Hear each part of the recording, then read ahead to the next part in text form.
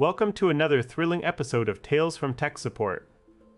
If you're here for a good laugh at the expense of one particularly frustrating end user, you've come to the right place. I'm your host, and today we dive into part 4 of Jack, the Worst End User. So grab some popcorn, get comfy, and let's see how this story unfolds. It all started with an email that was both alarming and utterly absurd.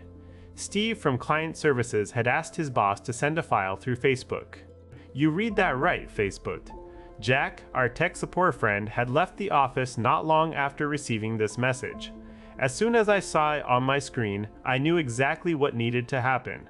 The moment Steve's boss forwarded the email to me, I picked up the phone and called him directly. "Hey boss," I said with a hint of urgency in my voice. "I just got your email. You need me to send file XYZ through Facebook." Boss hesitated before answering, Yes, that's right. Can you do that?" "Sure thing, but there's only one computer that can access Facebook here," I explained, already forming a plan in my mind.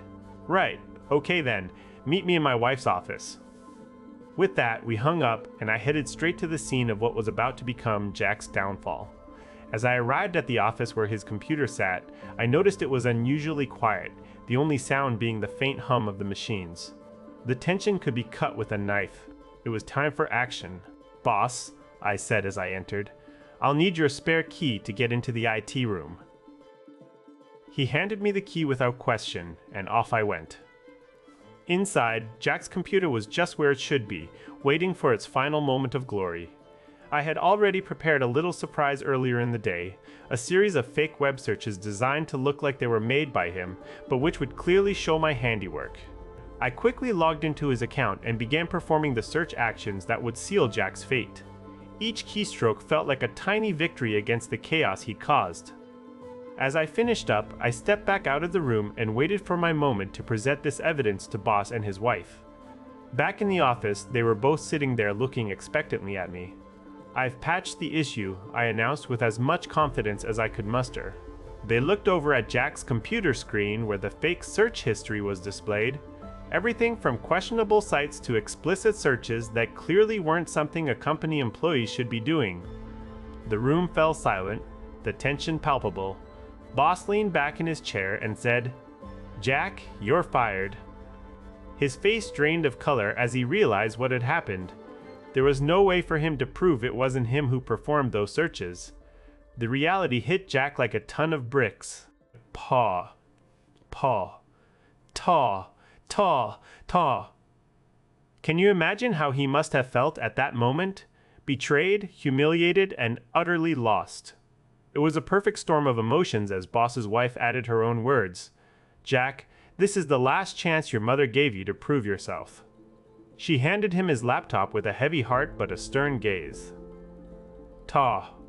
As Jack stood there, shaking from head to toe, I could almost feel his despair.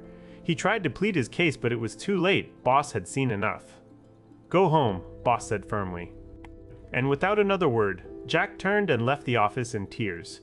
It's been 4 weeks since then. The interns are back to listening to music through Spotify as I patched up that pesky security hole just so they could have their tunes again. As for Jack, he hasn't returned. And for good reason. Every time I see him these days, it's a stark reminder of how the story ended. But one day recently, Jack showed up at my door with his mother in tow. Clickety? He stammered, looking nervously between us both. "What?" I replied coldly, already knowing what was coming next. "I just wanted to say, I'm sorry for saying those things and acting like that," he started, trying to regain some sense of dignity. "Go on," I urged him, feigning interest but secretly relishing this moment of his vulnerability. I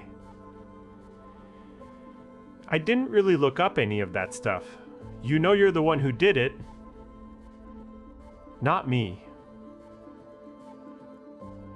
He took a deep breath and continued, "So,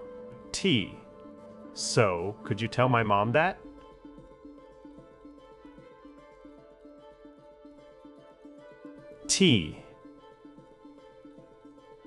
What would you have done in that situation? I shook my head, feeling no remorse for this turn of events.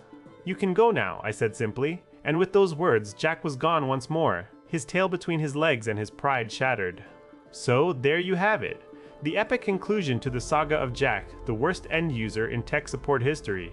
It's a tale filled with drama, betrayal, and just enough humor to keep us entertained. But let's not forget, it serves as a reminder that sometimes justice needs a little nudge from someone who knows how to handle things. If you enjoyed this episode, make sure to hit the subscribe button below and stay tuned for more tales of tech support gone wrong. Until next time, remember, it's always better to be on the right side of IT. Cheers!